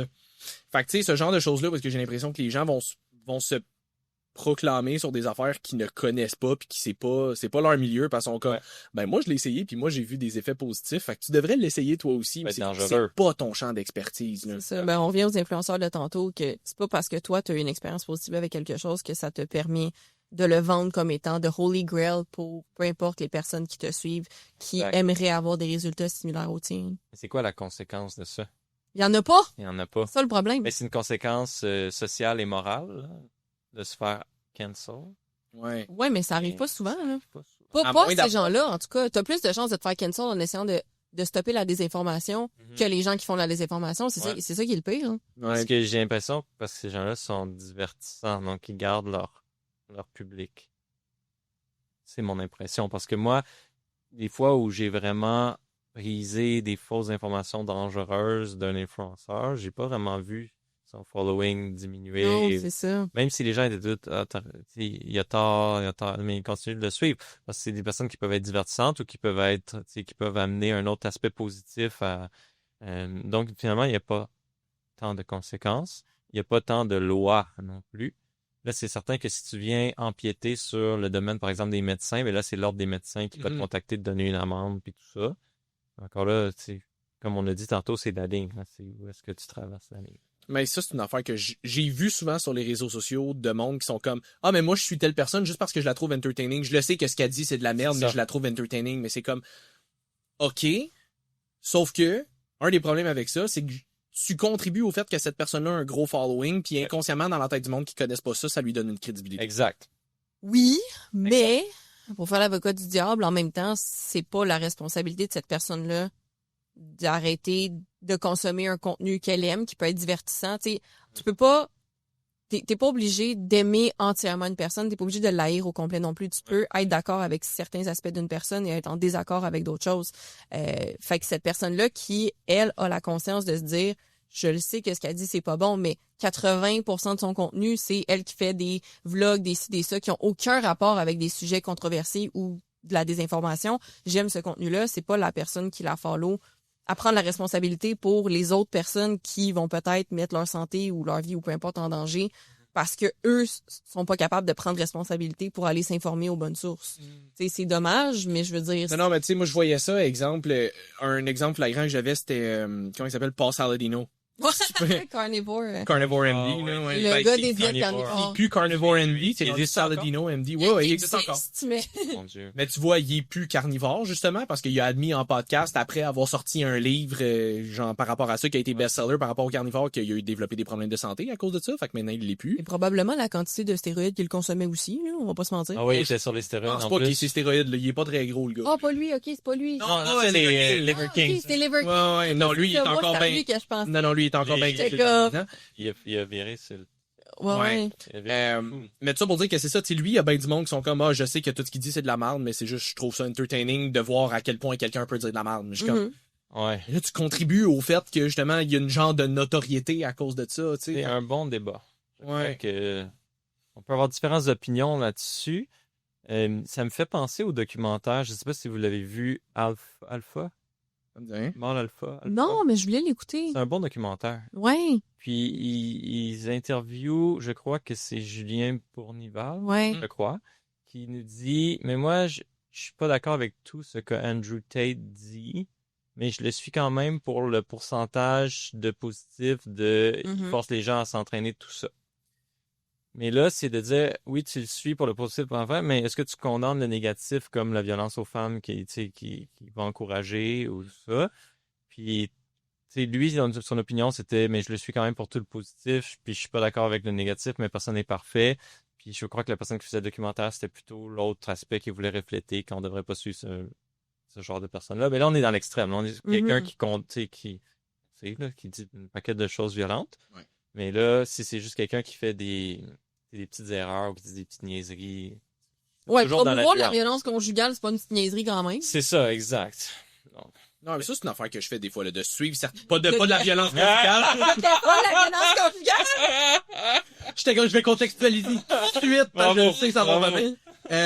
Non, mais de suivre des gens il y a des affaires, ils ont du contenu que j'aime beaucoup, ils ont du contenu que je suis comme, ouais, ça, je suis pas tant d'accord, mais en même temps, on en a parlé quelques fois aussi, c'est plus, tu sais, ça reste dans leur niche, tu sais, mettons, je vais suivre d'autres coachs qui vont parler de techniques d'entraînement ou de quoi que ce soit. Il y a des affaires que je suis d'accord et des affaires que je suis moins d'accord, mais c'est plus ça, c'est le bout où ça me challenge par rapport à mes croyances, puis ça, je me dis, il va arriver une de deux choses, soit je vais apprendre, soit ça va renforcer mon point, fait que ça va. Okay. Mais du monde comme ça, je suis comme ça. En tout cas, ça, c'est moi. Puis ça, c'est peut-être plus une question d'opinion personnelle. J'ai envie de suivre du monde avec qui j'ai l'impression que les valeurs sont alignées. Oui, aussi. ça me T'sais, fait au-delà aussi. du contenu, là, je suis comme, ouais, ça, c'est une question de... Tu sais, mettons justement à Saladino, là, OK, ben, tu vas promouvoir la diète carnivore bien fort puis dire que ça se peut que tu scrapes ta santé puis tu deviennes obèse, tu manges des brocolis. Ben non. Ouais, là, clairement, c'est parce que t'as quelque chose à vendre puis je suis pas d'accord avec toi, là. Lui, je me souviens pas s'il est médecin ou non. En tout cas, il s'appelle MD, mais Ouais. je pense qu'un des influenceurs qui dit le plus de niaiseries, il me semble que ça vient de lui. Parce que, mais là, je remonte ça fait longtemps que je l'ai pas vu passer, mais à chaque fois, ça me frustre ce qu'il dit. Puis il me semble que c'est pas lui qui avait dit qu'il y avait aucun lien entre le cholestérol puis les maladies cardiovasculaires. Ouais. Ouais. Mais comment tu peux être médecin puis affirmer des choses? Est-ce qu'il l'est réellement? Mais c'est ça, je sais pas. Je me Il s'appelle souviens pas. MD, fait que je me Ouais. dis, c'est usurpation de titre, là, c'est... À moins qu'il puisse justifier en disant non, mais MD, ça voulait pas dire ça. C'est Michael Davis. Non, je me souviens en entrevue ou en podcast, à un moment donné, il en avait parlé, il avait fait sa résidence, puis comme... Mais Ah, ok, est-ce qu'il a ok. fait sa résidence, puis il a eu son titre, ou il a fait sa résidence, puis il a pas eu de titre? Mais en fait, quand t'es résident, t'es MD. Ah ouais? Ouais, parce que quand tu gradues le Ah. MD, c'est là que tu deviens résident. OK. Moi, je suis MD, mais je suis encore résident en dernière année. OK. Mais maintenant, est-ce que tu peux garder le titre à vie? Je pense pas, par contre. Je penserais, ben, Ouais, c'est pas. peut-être différent aux États-Unis aussi, puis là, je sais Peut-être. pas, là. Ouais. Mais ça, je me souviens, ça avait été une affaire que je trouvais weird. Mais tu sais, du monde de même, il y en a plein, là, justement, tu sais, les Paul Saladino, les Gary Brecka, comme qui vont dire des affaires qui ont aucun crise de bon sens, ça, c'est spécial. Mais si on vient peut-être un petit peu plus aux médecins en général, je sais que on va peut-être rester comme juste à la surface, mais pour les gens qui savent pas ce qui se passe actuellement avec le PL2, veux-tu expliquer peut-être un petit peu comme en surface c'est quoi? Parce que ça fait beaucoup le tour des nouvelles en ce moment, là. Ben, en fait, c'est le gouvernement qui cherche à augmenter l'accès aux soins pour la population du Québec. Mais L'idée est bonne. c'est ça. L'idée est bonne, mais en mon c'est- opinion, c'est vraiment mal fait. En fait, c'est délétère. C'est une catastrophe totale. Ouais. Puis ils s'y sont pris d'une façon à pas trop parler aux médecins. En fait, ils ont fait ça comme overnight, là. Puis sous bâillon, donc ils nous ont comme forcé ça un peu. Puis c'est un énorme projet de loi avec plusieurs choses à l'intérieur qui sont selon moi aussi anticonstitutionnelles, qui sont puis qui selon moi aussi, puis selon la plupart de mes collègues vont aussi au final limiter l'accès aux soins ou plutôt limiter la qualité des soins. Puis là, c'est là où le nœud du problème est. Puis, depuis le début, le Collège des médecins a émis qu'il s'opposait à ça, parce que puis le Collège des médecins ne protège pas les médecins. Le Collège des médecins protège le public. Mhm. C'est ça sa mission. Puis ils se sont opposés parce que le problème avec ça, c'est que quand tu attaches indicateur de qualité, salaire et la profession médicale ensemble, tu essaies un peu de dire aux médecins comment faire leur job, combien de temps ça devrait prendre. Puis, pour vous dire, un patient à l'autre, la complexité est différente. Et il y a certains patients, tu peux pas finir ça en 10 minutes, tu peux pas finir ça en 15 minutes. J'ai fait un patient cette semaine, ça m'a pris 1h30 faire le tour de son dossier. Okay. Il y a des patients, ils sont extrêmement complexes, ils ont besoin de plus de temps, ils ont besoin de qualité de soins. Puis, c'est pas juste se dire, on va devenir un espèce de fast-food de la médecine qui va aider. Oui, peut-être sur papier, il va y avoir plus de plus de patients qui vont être vus, mais en fait, les patients seront pas bien vus. Puis, ouais, j'ai entendu une histoire d'un collègue qui, lui, disait il pourrait mettre un bouton sur sa table, puis quand, disons, le 15 minutes est fini, il pèse sur le bouton et il dit « La consulte serait finie selon le gouvernement. » Puis je peux vous dire, il y a pas mal de patients qui diraient « Hey, on n'a pas fait le tour, là. » En tout cas, c'est un projet de loi énorme, là, on ne peut pas passer à travers tout ça, mais je crois que c'est grave, puis il faut que les gens s'en rendent compte, il faut que ça nuit aux médecins, ça nuit beaucoup aux patients. Mm-hmm. Ça nuit à la médecine au Québec. Moi, j'ai peur pour ma santé, la santé de ma famille, avec ce projet de loi-là. Pour être bien honnête, parce que je vois être médecin, mais je suis aussi, je serais un patient. On sera tous des patients. Hein? Mm-hmm. Donc voilà. J'ai l'impression que c'est le genre de choses où est-ce que en surface, tu fais juste regarder, OK, ben il y aurait, mettons, 15 minutes par patient. Les patients seraient comme, cool, si je m'en vais à l'urgence, je vais me faire voir plus rapidement. Oui, mais c'est toi, t'as un cas qui est un peu plus complexe, puis après 15 minutes, t'as pas fait le tour, ça veut aussi dire qu'après 15 minutes, sac ton gant, il y en a un autre qui s'en vient. Fait je sais que ça, c'est quelque chose que beaucoup de gens trouvent difficile avec notre système de santé, où est-ce qu'ils sont comme, tu sais, si j'ai besoin d'aller à l'urgence, ça me prend 12 heures avant de me faire voir. Mais le problème, c'est pas que les médecins passent trop de temps avec leurs patients, là. C'est pas qu'ils se pognent le beigne, c'est pas qu'ils se pognent le beigne. C'est ça, le cœur, le nerf de la guerre, là. Les médecins, ils sont pas sur Amazon en train de se descendre, là. Ils sont en train de travailler comme des acharnés. Puis c'est ça qui est un peu, je sais pas quel mot utiliser, mais c'est insultant. C'est de recevoir ça. Puis moi, tu sais, ça fait pas 20 ans que je fais ça. Et ça doit être encore plus insultant pour quelqu'un que ça fait 20 ans qu'il fait ça, de se faire dire que t'es un paresseux. Alors que moi, je les vois, mes collègues, là. Ils arrivent vraiment tôt le matin, ils partent vraiment tard le soir, ils donnent le temps de qualité, ils sacrifient leur famille, ils sacrifient le temps qu'ils ont pour prendre des vacances, pour prendre des congés. La santé mentale des médecins, c'est pas facile non plus. Ils travaillent comme des acharnés, on se fait rarement lancer des fleurs. Au contraire, il y a beaucoup de doctor bashing. Mm-hmm. Puis aussi, l'histoire avec les salaires, tout ça, ils vont sortir, disons, le salaire de médecin, mais souvent, ils vont pas parler des frais de clinique du médecin. Ils vont pas parler de tous les frais rattachés à la profession. On est travailleurs autonomes, il faut qu'on planifie notre retraite. Ils vont pas parler des frais de congrès, les crédits qu'on doit amasser. Disons, aller à un congrès, ça peut coûter des milliers de dollars à nos frais pour accumuler des crédits. Il y a tout plein de frais cachés, des frais pour faire partie des associations. Puis après ça, le gouvernement qui dit qu'on se fait imposer, je sais pas combien, c'est complètement faux. C'est pas parce que tu es incorporé que tu te fais imposer 15%. C'est juste un délai d'impôt. C'est juste quand tu vas retirer l'argent de ta compagnie pour te verser en salaire, là, tu vas le payer, l'impôt que tout le monde paye. C'est juste une étape de plus. Un délai d'impôt, c'est ça. Donc, c'est une espèce de désinformation qui est véhiculée par le gouvernement pour que, je crois, les gens soient contre les médecins, parce que c'est comme facile. Ça doit être une façon d'aller chercher des votes, je sais pas trop, mais je peux vous dire une chose, c'est certain que ça va pas régler le problème d'accessibilité aux soins. Je comprends pas quand je dis l'idée est bonne, c'est l'envie de rendre les soins plus accessibles à la population. L'idée est bonne. Je veux dire, on sera pas contre la vertu. La façon de procéder est très douteuse, par contre. Puis, je comprends pas comment est-ce que les gens peuvent être contre les médecins dans le sens, mettons, t'es dans la merde, là, puis Dieu sait que la population vieillissante au Québec sont généralement pas vieillissants en très bonne santé, là. Comment tu peux être contre la personne qui peut t'aider à aller mieux ou au moins à t'assurer une certaine qualité de vie, te procurer des soins? Je veux dire, je comprends pas comment les gens se rendent pas compte à quel point ça peut être dangereux pour faire péter le système de... Tu sais, j'en parlais avec une de mes clientes. J'ai beaucoup de clientes qui sont infirmières aussi, mais quand mettons, ils forçaient les infirmières, on va dire, à travailler beaucoup, quand il faut que tu te fasses administrer des médicaments, une erreur médicale peut te coûter la vie. J'ai pas envie de me faire traiter par le médecin que ça fait quasiment 24 heures qu'il travaille puis qui est forcé de travailler puis qui est sous pression puis l'infirmière non plus. Je veux dire, moi, je veux pas être traité par ce monde-là. Mm-hmm. moi, je suis pas moi quand je suis fatiguée, là. J'ai besoin de 10 heures de sommeil toutes les nuits, sinon, je suis pas un être humain vivable, là. J'imagine pas travailler. To be fair, tais-toi à peu près 2 heures par jour. Oui, c'est ça. Mais comme, avec le système nerveux que j'ai, je pourrais pas faire ce travail-là. Ben, je veux dire, fait que justement, je comprends pas comment est-ce que on a pu en venir à ça va être ça. J'ai vu une entrevue récemment d'un médecin, justement, qui expliquait, il dit, oui, mettons, tu prends ma clinique, mettons, on va dire, je sais pas, Jean-Paul Inc., mettons, là, médecin Inc., va faire 565 000 par année. Il dit là-dedans, faut que je paye mes employés pour faire fonctionner la clinique. Ouais, il y a comme 3, je pense que c'est comme 2 assistantes, une autre, une infirmière, nanana. Fait que pour faire rouler sa clinique, en tout cas, ça coûtait déjà en partant un genre 85 000. Après ça, il y avait une autre affaire, ça coûtait.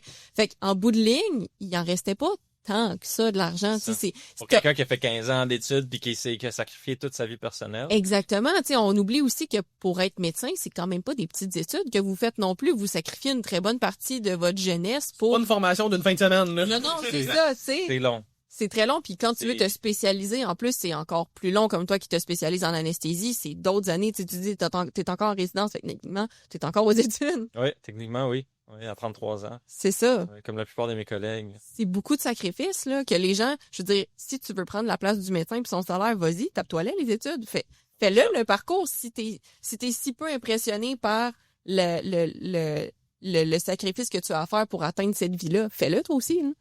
Mais moi, j'ai peur que de moins en moins de gens veuillent faire ce sacrifice-là. S'il y a beaucoup de doctor bashing, qu'on leur impose des conditions, je sais pas si vous avez lu la plupart de ces clauses-là, mais ils parlent même d'engager des délateurs. Des gens qui vont être dans le... Des espions? Des espions. Ah, parce que vous avez le temps de toute façon de traiter des faux problèmes. Ben, pas des patients espions, Ok. mais des gens qui vont surveiller si des médecins travaillent, il y a des... Ils appellent ça des actions concertées. Ils sont sévèrement punis. S'il y a des regroupements de médecins qui sont contre ou qui essaient d'aller contre cette loi-là ou de moins travailler ou tout ça. Donc, imaginez-vous dans votre travail là, qu'il y a des délateurs qui sont engagés pour vous surveiller ou qu'on vous impose, par exemple, qu'on vous dit vous pouvez pas sortir du Québec, vous êtes obligé d'être ici. Ou... C'est beaucoup d'atteintes aux libertés. Ouais, le pire, c'est que malheureusement, dans le cas des coachs, ça en prendrait Ouais, parce que n'importe qui peut se proclamer coach, là. Nous, ça nous prendrait un peu de ça quand même dans notre domaine. Mais ça reste que non. Puis tu sais, justement, de dire, ben non, t'es pogné, tu dois rester ici, tu peux pas t'en aller ailleurs, tu peux pas... C'est absolument terrible, là. C'est pas anticonstitutionnel. Ben, c'est ça. Ben, je pense qu'il va y avoir beaucoup de juges qui vont regarder cette loi-là. Parce qu'après ça ouvre la porte à un paquet d'autres professions. Oui.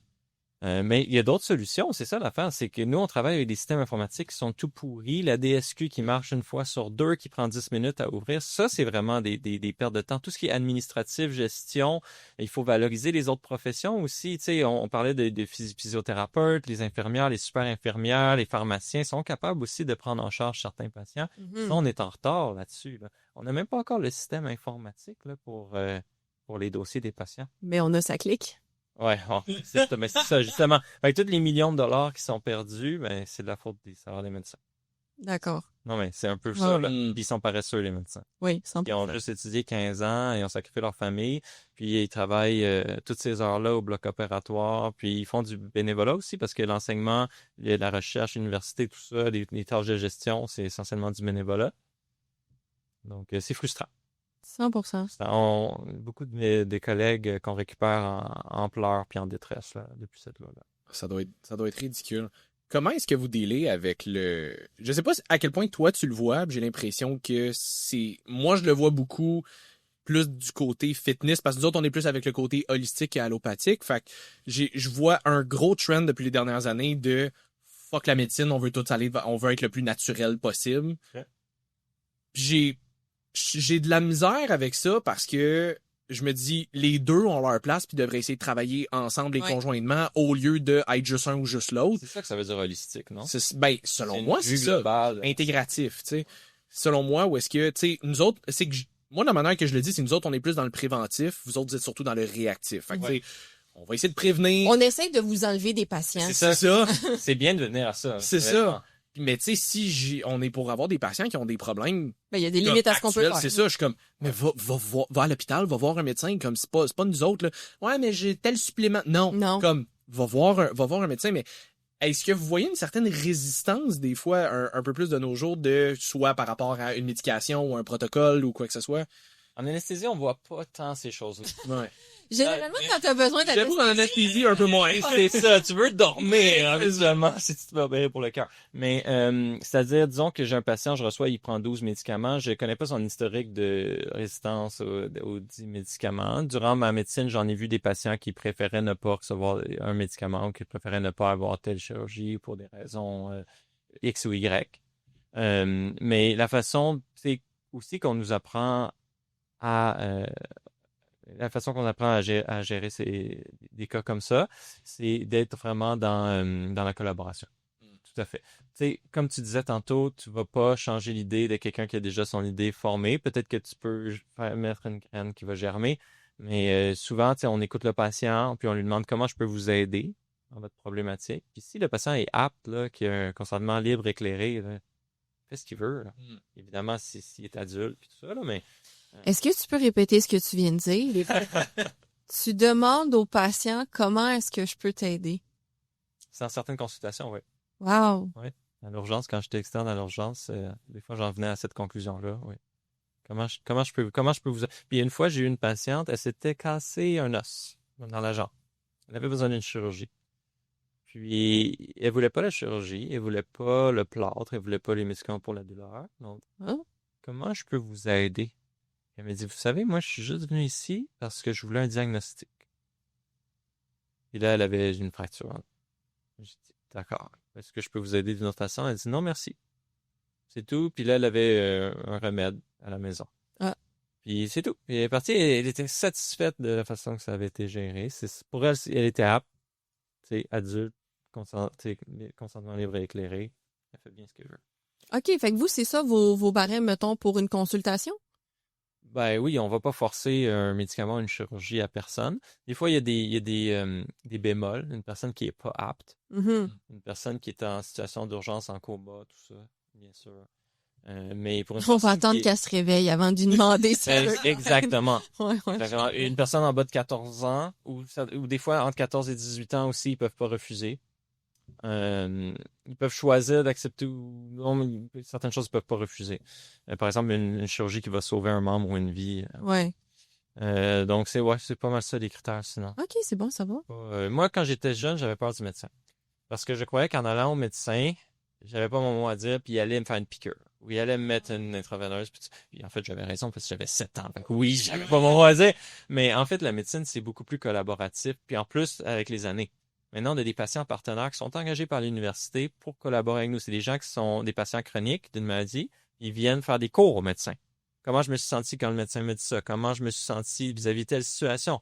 Puis comment le médecin aurait dû me traiter? Donc, on a des cours à l'Université de Montréal là-dessus. Ça, je trouve ça cool. On avait reçu une amie à mon père qui avait eu une chirurgie bariatrique et voyons. En tout cas, au moins ça. Ouais. Puis c'est déjà beaucoup. Non, mais c'est pas Ozempic aussi. Oui, non, après Ozempic, mais c'est parce qu'elle avait eu autre chose aussi. En tout cas, bref, elle avait eu chirurgie bariatrique. Puis elle donne aujourd'hui des conférences à des, justement, je pense, chirurgiens, médecins, whatever, qui s'occupent plus de ce genre d'opération-là pour lui parler de son expérience, comment ça avait été, quel genre de support peut-être qu'ils peuvent offrir pour l'accompagnement post-chirurgie, parce qu'il y en a pas. Elle n'en avait pas eu. Non, c'est pas ça. vraiment. Très, la plupart des gens, en fait, même quand je travaillais au Shop Santé, il y avait beaucoup de patients de chirurgie bariatrique parce qu'ils leur disent comme, prends des protéines, bois des protéines. Fait qu'ils viennent au Shop Santé. Mais ils savent pas plus que ça, là, comme ils ont pas d'accompagnement après, ils savent pas quoi faire, ils savent pas. Ouais, les gens sont vraiment, j'étais comme, c'est pas normal que moi qui travaille, je suis quand même bien formée, j'étais naturopathe, mais c'est pas tout le monde chez Shop Santé qui est formé pour ça, mettons, que ce soit moi qui dois lui apprendre comment gérer son alimentation. Ouais, tout à fait. Ça devrait pas être ma job. Sur le coin d'une table, vite, en 10 minutes, là. Donc, c'est une patiente partenaire. Oui. C'est comme ça qu'on les appelle. Exact, ouais, c'était exactement ça. Ils sont des employés, finalement, ils sont payés, puis tout ça. Puis c'est vraiment utile pour nous, là. Ben oui, 100%, parce que, tu sais, je pense qu'il y a, encore une fois, c'est qu'on doit travailler ensemble, je veux pas, le fait que, tu sais, autant pour eux qu'il y ait un meilleur service que pour vous, vous voulez ultimement juste que le patient aille mieux, finalement. Et ne reviennent pas. Et ne reviennent, surtout pour une anesthésie. C'est que moi, je vais le voir une fois, c'est Une tout. fois. Là. C'est ça. C'est bien rare qu'on voit un patient plus qu'une fois. Mais est-ce que, justement, là, tu as parlé de chirurgie cardiaque, est-ce que tu te spécialises pour l'anesthésie dans les chirurgies cardiaques? Ça existe. Moi, j'ai fait 3 mois de chirurgie cardiaque. OK. Et on a appris à faire l'échographie transœsophagienne aussi durant la chirurgie cardiaque, à gérer, par exemple, l'anesthésie durant une circulation extracorporelle quand on arrête le cœur. Mais certains vont décider de se spécialiser, peut-être 5%.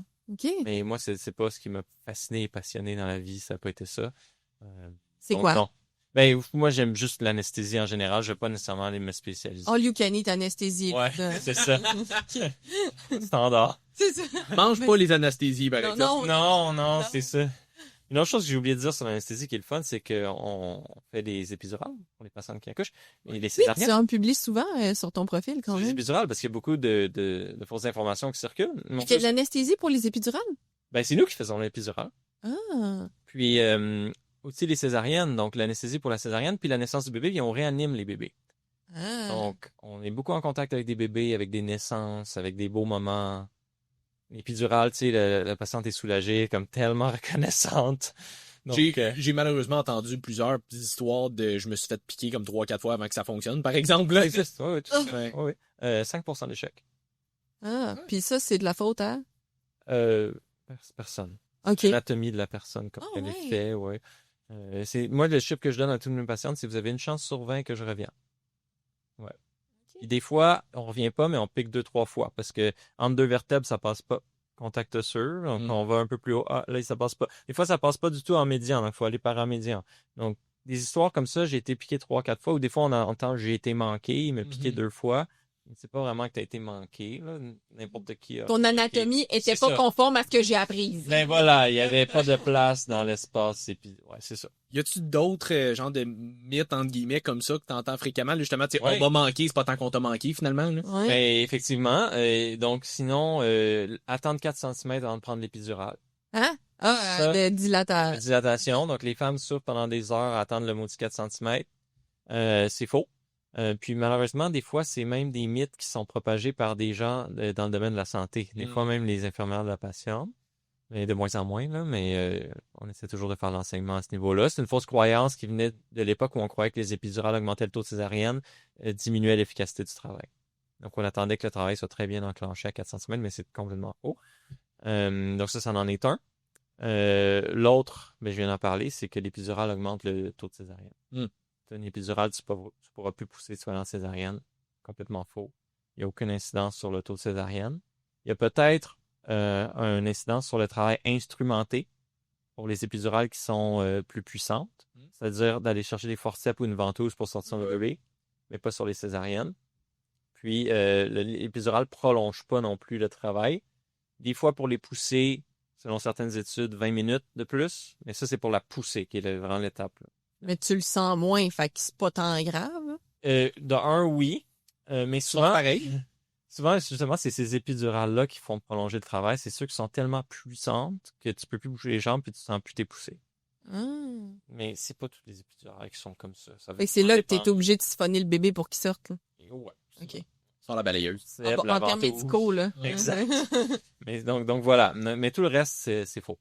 Pour les épidurales, ça, je pense que c'est important à savoir parce que des fois, les femmes vont prendre des décisions basées sur ces choses-là. Ouais, je veux pas avoir une césarienne, je veux pas prendre l'épidurale. Mais tu pourrais. Oui, tout à fait, tu pourrais. Puis même, si tu as une césarienne d'urgence, ça va être très bénéfique d'avoir l'épidurale parce qu'on peut faire la césarienne juste avec l'épidurale. On pose un médicament dedans, puis tu t'assistes à la naissance de ton bébé. Sinon, on peut aussi le faire avec ce qu'on appelle une rachie. S'il n'y a pas d'épidurale en place, on fait une petite piqûre dans le dos, on va mettre un médicament dans le liquide céphalorachidien, on se retire, ça gèle jusqu'ici pour 3-4 heures. Parce qu'elle a dit 3-4 jours. 3-4 jours! Comme t'es bien pendant 3-4 jours, c'est beau. C'est ça, c'est papa qui s'occupe du bébé. C'est ça. Donc c'est ça. Donc on assiste au beau moment, les naissances. Même moi, je suis le photographe de la salle, souvent. Oh. Nice. Ouais, je dis au papa, donnez-moi votre appareil, vous occupez-vous d'enjoy, moi je prends les photos. Il est avec Tout le le gros kit de caméra en arrière, les spotlights. C'est ça, tout ça ici. J'aime que t'es comme tout ça ici, comme si on avait 6 000 Ouais, piastres de lumière autour, tu sais. Ouais, moi je trouve que vous avez 6 000 pièces. Je connais pas ça, mais c'est vraiment bien. C'est vraiment gentil, mais Ouais. c'est vraiment pas tant que ça. On n'est pas si high budget que ça, là. C'est ça. Mais c'est très cool. Si t'avais un mot de la fin peut-être sur lequel laisser les gens par rapport à n'importe quoi qu'on a discuté, peut-être par rapport à les réseaux sociaux, des mythes, des choses sur lesquelles t'aimerais peut-être sensibiliser les gens. Ça fait, ben, premièrement, merci de votre travail que vous faites sur les réseaux sociaux. J'ai trouvé que votre contenu était vraiment bon. C'est gentil, Ça merci. prend plus de monde comme ça, tu sais. Si on avait au moins un bon podcast pour un mauvais, ça serait déjà bon. Je crois que ça prend plus de personnes comme ça qui font le travail de démystifier les informations sur les réseaux sociaux parce que c'est un effet boule de neige. La personne qui a vu votre vidéo que vous démystifiez l'alcool, la prochaine fois qu'elle va voir une vidéo, elle va se poser plus de questions. Ah ouais, mais les gens, des fois, ils disent que les choses qu'on voit sur Internet, c'est faux. Donc, je vais peut-être aller me renseigner. Les personnes qui m'ont tagué sur votre vidéo, c'est des personnes qui vont peut-être vous taguer sur d'autres vidéos, puis ça fait un effet boule de neige. Mm-hmm. Ça, mon mot de la fin. Je suis pas super bon pour les mots de la fin. En avez-vous un, vous? Non, ben moi déjà, merci beaucoup d'avoir été là aujourd'hui aussi. C'est vraiment cool. Moi, je trouve ça encore une fois, tu sais, super le fun, le fait que tu essaies de sensibiliser le monde sur diverses affaires par rapport à justement, on a parlé des trends tantôt, par rapport à justement, tu sais, des mythes comme on vient de parler par rapport à l'épidurale ou tout ça. Je pense que c'est super important parce que comme tu dis, il y a tellement de désinformation avec les réseaux sociaux que ça prend du monde comme ça. Puis justement, je trouve ça le fun que ça soit quelqu'un. Tu sais, mettons, nous autres, on n'a pas de, entre guillemets, titre. Jess est naturopathe, je suis entraîneur, mais tu sais, on n'a pas de MD ou de quoi que ce soit. Souvent, ça a un peu plus de poids. Fait que j'ai l'impression que quand du monde comme toi embarque sur les réseaux sociaux, ça va peut-être inciter un peu plus le monde à embarquer. Ou est-ce que, tu sais, mettons, j'avais déjà fait des vidéos en réaction à, du contenu que Isabelle Huot avait fait. Je suis comme, OK, mais Isabelle Huot, il y a bien du monde qui était comme, ouais, mais elle a un doctorat, toi, t'es qui? Ah... Ça, c'est le bout où des fois, c'est difficile parce que moi, vu que j'ai pas nécessairement un titre pour le supporter, ben, automatiquement, les gens qui connaissent pas ça peuvent mettre ça de côté parce qu'ils sont comme, moi, mais elle a un titre, clairement, c'est elle qui a raison, t'sais. Mais à l'inverse aussi, je pense que des gens comme toi fassent, j'allais dire de la désinformation. Lutte contre de la réinformation. de la réinformation, je pense que c'est une bonne chose parce que j'ai l'impression que les gens sont peut-être un peu plus contre la médecine et les médecins à cause des vieux médecins qui je sais pas à quel point vous êtes forcés de vous faire former longtemps, mais je pense qu'il y en a qui propagent des vieux mythes, propagent des vieilles façons de fonctionner. Je pense beaucoup à mon médecin de famille en ce moment. Okay. Je suis chanceuse, j'ai un médecin de famille, mais il est très vieux, old school, puis pas full caring, tu sais, un peu, mais très comme je vais te donner une solution à ton problème, mais paternaliste. C'est ça, tu sais, très comme, OK, t'as telle affaire, bon, ben, prends telle affaire, tu sais. Fait que je pense qu'il y a beaucoup de gens qui ont malheureusement été confrontés à ce genre. C'est pour ça, tantôt, quand tu disais, je te demande de quelle façon est-ce que je peux être là pour toi, j'étais comme, j'ai jamais entendu ces mots-là de la part de moi. Non. Non, mais il y avait déjà eu une fille qui était médecine résidente, I guess, là, qui faisait un genre de stage avec mon médecin. Ouais. Puis elle, dans une passe où que j'étais allée, j'ai vraiment aimé son approche. C'est dommage, je l'ai pas revue. Mais vraiment très caring, très prend le temps de me parler, prend le temps d'analyser qu'est-ce que j'ai de besoin, très... je suis comme, wow, là, j'ai confiance. Fait que probablement qu'il y a des gens qui ont eu des mauvaises expériences avec les médecins, puis qui, selon moi, vont avoir de meilleures expériences, ne serait-ce qu'en te voyant sur les réseaux sociaux. De la façon dont tu t'exprimes, les sujets que tu choisis aussi, je pense que c'est une très, très bonne chose. Ben merci. D'avoir des médecins comme ça. C'est vraiment gentil. Merci encore d'avoir été là. Si les gens veulent te suivre, puis peut-être justement consulter un peu plus ton contenu, où est-ce qu'on peut te voir? Tes pop quiz. Oui! Les pop quiz, c'est vrai. Dr Nado Valley, je pense, c'est pas mon nom. Sur TikTok. Il me semble que c'est ça mon nom. Non, mais c'est pas j'ai changé, là, mais... Dr Nado Valley. Dr Nado Valley sur TikTok. C'est pas mal juste là que je suis rendu.